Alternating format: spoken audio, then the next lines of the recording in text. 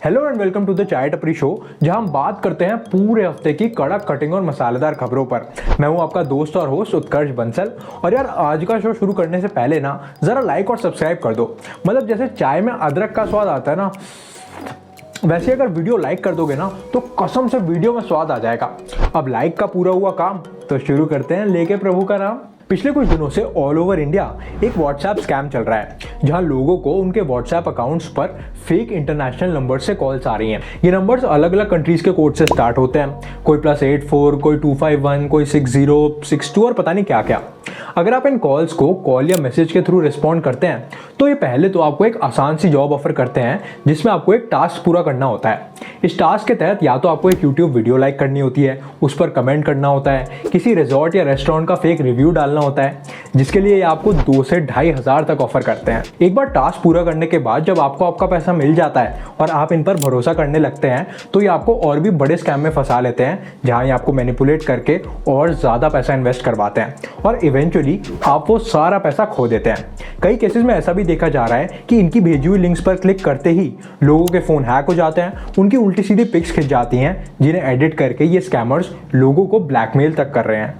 इसके regarding WhatsApp ने एक स्टेटमेंट इशू की है कि इस तरह के स्कैम से घबराने की बिल्कुल भी ज़रूरत नहीं है, और अगर आप इस तरह की कॉल्स अपने मोबाइल फ़ोन पर देखें तो तुरंत उस नंबर को ब्लॉक करके रिपोर्ट करें, ताकि उसके खिलाफ सही समय पर एक्शन लिया जा सके। इसी के साथ किसी भी अननोन लिंक्स पर क्लिक ना करें और व्हाट्सएप सेटिंग्स में जाकर अपनी पर्सनल डिटेल्स जैसे कि profile pic, last seen, status वगैरह सिर्फ अपने कॉन्टैक्ट्स के साथ ही शेयर करें। रिसेंटली ज़ीरोधा के सीईओ नितिन कामत ने भी ट्वीट करके बताया कि उनके किसी जानने वाले के साथ भी ऐसा ही एक स्कैम हुआ है, जहां उसने 5 लाख रुपए खो दिए। इसी के साथ उन्होंने ये भी बताया कि ये स्कैम्स हमें सीख देते हैं कि जल्दी अमीर बनने का कोई आसान तरीका नहीं होता। तो ये जो वीडियोस देखते रहते हो ना, 5 easy ways to become rich, retire in your 20s, ये सब छोड़ छाड़ के पढ़ाई लिखाई कर लो, IAS बन जाओ। इसी के साथ let's move on to the next section of the show, जिसका नाम है वीकली दरबार, जहाँ कुछ छोटी बड़ी देश विदेश की सारी खबरों का दरबार लगाया जाता है। और इससे पहले कि इस दरबार की बैठक शुरू हो, थोड़ा लाइक और सब्सक्राइब कर दो यार, बस 1 सेकंड लगेगा, फटाफट कर दो ना। इस हफ्ते मिनिस्ट्री ऑफ जल शक्ति ने अनाउंस किया है कि इंडिया के 50% गांव यानी कि लगभग 3 लाख गांव स्वच्छ भारत अभियान के तहत ODF प्लस का स्टेटस हासिल कर चुके हैं। जो लोग नहीं जानते उनकी जानकारी के लिए बता दूं कि ODF होता है ओपन डेफिकेशन फ्री, यानी कि जहां एक भी इंसान खुले में शौच नहीं करता। अरे वो पंचायत में दिखाए थे ना। देखिए पालाक भैया, DM मैडम के पहुंचने से पहले हमें यहाँ हक के निकलना है और सबका पर्दाफाश करना है। वही वाला। और ODF प्लस वो कहलाते हैं जहां ODF होने के साथ सॉलिड और लिक्विड वेस्ट मैनेजमेंट सिस्टम्स भी हों। इस अनाउंसमेंट के तहत सबसे बेहतरीन परफॉर्म करने वाली स्टेट्स हैं तेलंगाना, तमिलनाडु, कर्नाटका, उत्तर प्रदेश और फॉलोड बाय गोवा और सिक्किम। देखिए, 3 लाख गाँव का ODF प्लस होना कोई छोटी बात नहीं है, क्योंकि सॉलिड और लिक्विड वेस्ट मैनेजमेंट अपने आप में काफ़ी टेक्निकल होते हैं, और रूरल इंडिया में लोगों को इसे एक्सेप्ट करना ही अपने आप में देश के लिए काफ़ी बड़ी अचीवमेंट है। इसी के साथ स्वच्छ भारत मिशन, जो अपने 9वें साल में एंटर कर चुका है, इसने ना सिर्फ देश में सैनिटेशन और हाइजीन को प्रमोट किया है, बल्कि लोगों की क्वालिटी ऑफ लाइफ को भी इम्प्रूव किया है। इस हफ्ते देश में 2 और नई चीज़ें हुई हैं, दोनों ही इंडिया में पहली बार हुई हैं और दोनों ही कमाल की हैं। सबसे पहली चीज़ ये है कि पंजाब इंडिया की पहली स्टेट बन चुकी है जहां लोगों के लिए राइट टू वॉक यानी कि सड़कों पर सेफली चलने का अधिकार लागू किया गया है। बेसिकली इस राइट के तहत करंट रोड्स के एक्सपेंशन के टाइम और फ्यूचर में बनने वाली सारी रोड्स में फुटपाथ और साइकिल ट्रैक बनाना ज़रूरी है। ऐसा करने की वजह यह है कि पंजाब में हर महीने पैदल और साइकिल पर चलने वाले 10 से भी ज़्यादा लोगों की मौत रोड एक्सीडेंट्स में होती है, क्योंकि फुटपाथ को तो लोगों ने घेरा हुआ होता है और ज़्यादातर एरियाज़ में साइकिल ट्रैक्स हैं ही नहीं। देखो, पॉलिटिक्स को साइड पे रख के अगर बाकी स्टेट्स भी इसका एग्जाम्पल लेकर इसको इम्प्लीमेंट करें तो पूरे देश में कई लोगों की जानें बचाई जा सकती हैं। देखो यार, अब भाई गाड़ी चला रहे होंगे तो उसमें तो फिर सरकार भी क्या करे, नहीं?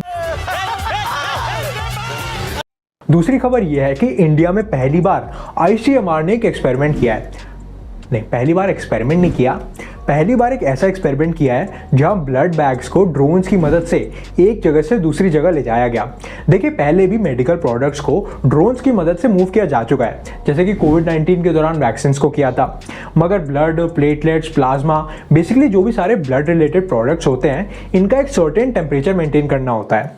और इस एक्सपेरिमेंट के तहत यही पाया गया कि ड्रोन्स में होने के बावजूद भी ब्लड का टेम्परेचर मेंटेन किया जा सकता है और इनफैक्ट बिना किसी डैमेज के इन्हें ट्रांसपोर्ट भी किया जा सकता है। इस एक्सपेरिमेंट के कुछ और ट्रायल रन्स भी किए जाएंगे और अगर ये सारे सक्सेसफुल होते हैं तो ये मेडिकल इंडस्ट्री के लिए एक बड़ा माइलस्टोन हो सकता है, क्योंकि इमरजेंसीज के दौरान इसकी मदद से कई लोगों की जानें बचाई जा सकती हैं। इस शो का अगला सेक्शन है आपका और मेरा दोनों का फेवरेट अतरंगी खबरों का, क्योंकि इंडिया के हर घंटे के हर मिनट की हर सेकंड में कुछ ना कुछ अतरंगी तो होता रहता है रे। और यार देखो, अगर आपने लाइक और सब्सक्राइब नहीं किया तो प्लीज कर दो, ये कोई स्कैम नहीं है, बिल्कुल मुफ्त है, फटाफट कर दो। इस हफ्ते दिल्ली मेट्रो की फिर एक वीडियो वायरल हुई है जहां एक निब्बा निब्बी आपस में चुम्बन लड़ाते हुए देखे जा सकते हैं। अब तो यार मैं एक पिटीशन फाइल कर रहा हूँ कि इस बात पर प्रॉपर रिसर्च होनी चाहिए कि ये दिल्ली मेट्रो में एंटर करते ही लोग एकदम से टर्न ऑन कैसे हो जाते हैं।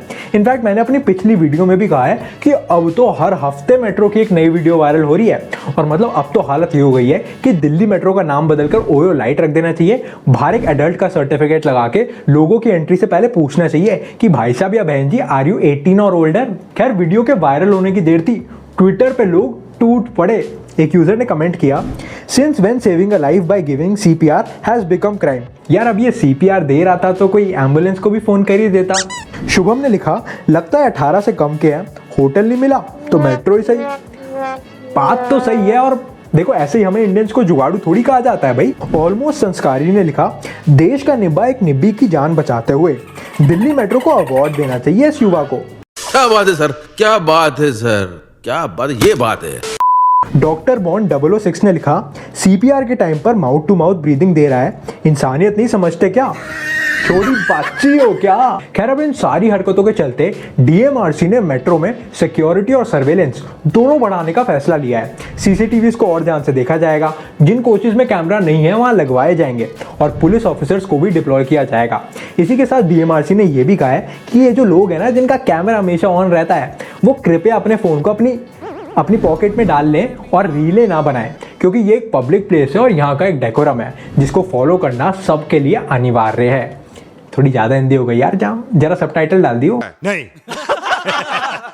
रिसेंटली सोशल मीडिया पर एक चैट वायरल हुई है जहां एक औरत ने अपनी शादी के 4 साल बाद अपने वेडिंग फोटोग्राफर को कांटेक्ट किया और उससे रिफंड मांगने लगी, ये कहकर कि अब उसका डाइवोर्स हो गया है और अब उसे उन फोटोज की जरूरत ही नहीं है। अच्छा ऑब्वियसली पहले तो फोटोग्राफर को भी लगा कि ये प्रैंक कर रही है, तो उसने रिप्लाई किया, I am very sorry to hear that you and your husband got divorced, but as I am sure you can figure out that that's not going to happen.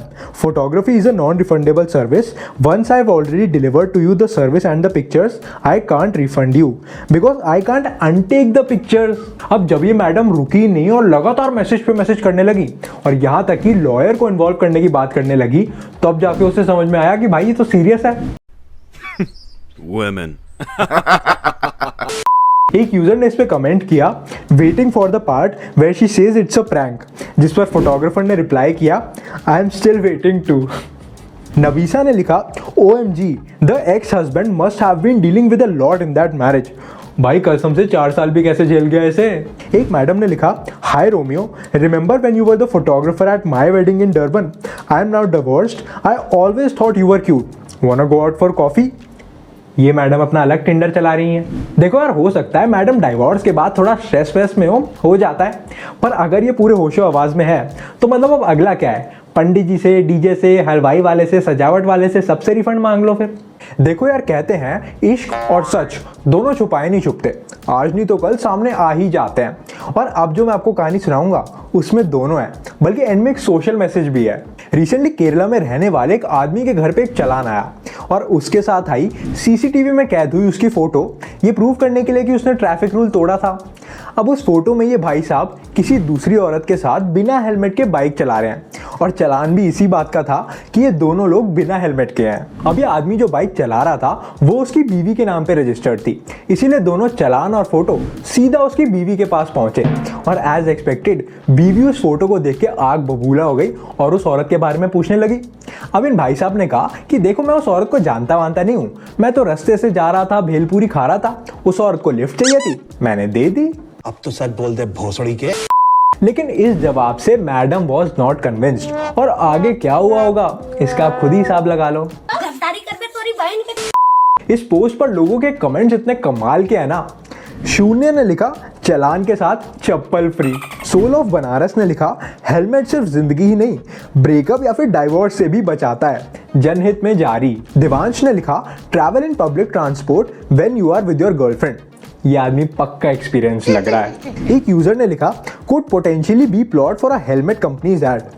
हाँ यार, बात तो सही है वैसे। तो दोस्तों, इस समाचार के साथ, और अगर आप यहाँ तक आए हो तो प्लीज कमेंट्स पे अपने रिव्यूज जरूर देना, और अगर शो अच्छा लगा तो थोड़ा लाइक और सब्सक्राइब भी कर देना यार।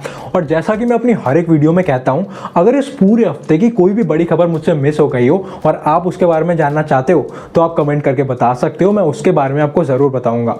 मिलते हैं अगले एपिसोड में, तब तक के लिए नमस्कार, शुक्रिया और जय हिंद।